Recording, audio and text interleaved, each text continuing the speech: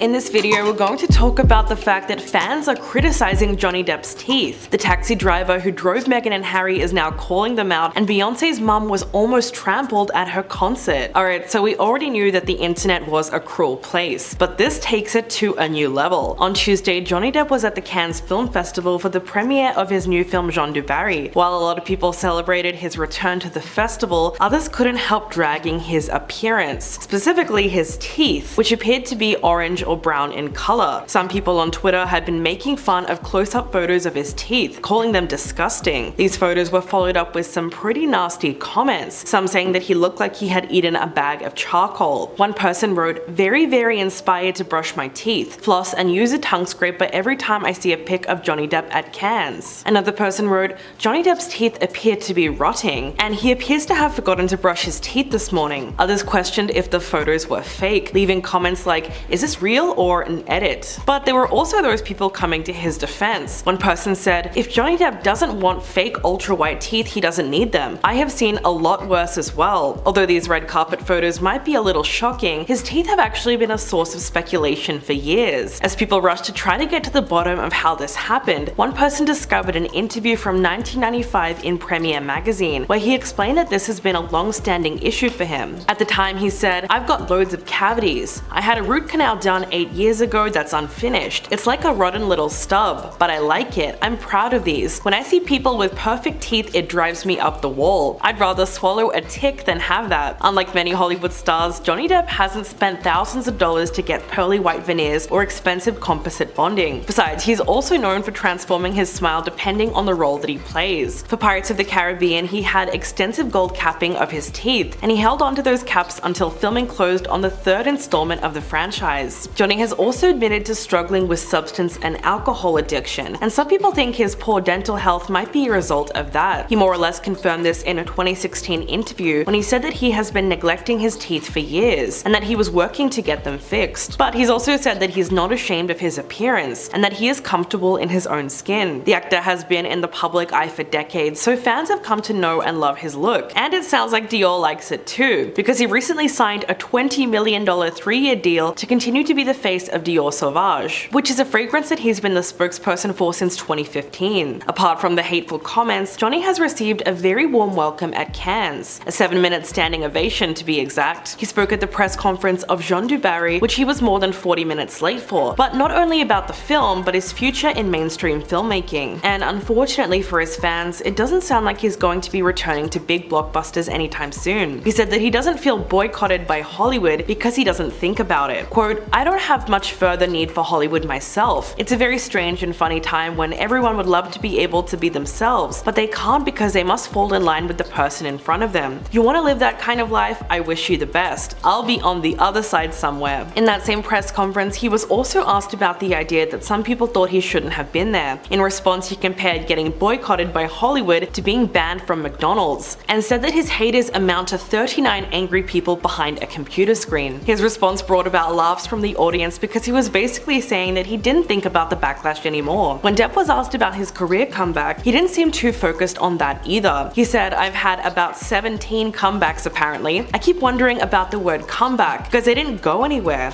As a matter of fact, I live about 45 minutes away. So he clearly just wants to keep working and not have it labeled as anything more than that. Alright, now if you've been keeping up with Meghan Markle and Prince Harry's paparazzi car chase story, you have to listen to this. The cab driver who was taking them across New York City in this supposed high-speed car chase has now called them out. The driver, who is being referred to as Mr. Singh, was with the couple for 10 minutes on Tuesday night when they were coming back from an awards ceremony. He told the BBC that he picked them up at a local police precinct in Midtown Manhattan. Harry and Meghan's spokesperson described what happened as a relentless pursuit that lasted more than 2 hours. But the driver didn't exactly describe the incident that same way. When he was asked about the couple's statement, he said, I don't think that's true. I think that's all exaggerated and stuff like that. Don't read too much into that. He claimed that the paparazzi were not being aggressive during the drive, and they stayed behind and kept their distance. He said that if they were being chased in that way, it must have happened before they got in his taxi. Mr. Singh never felt that they were in danger. He explained that New York City is the safest place to be because there's police stations, cops on every corner, and there's just no reason to be afraid in the city. To be fair though, he did also describe Harry and Meghan as nice people, and said that they looked nervous because they might have been chased the whole day. day. He also got a pretty decent tip from their security guard, which was $50 for a 10-minute drive.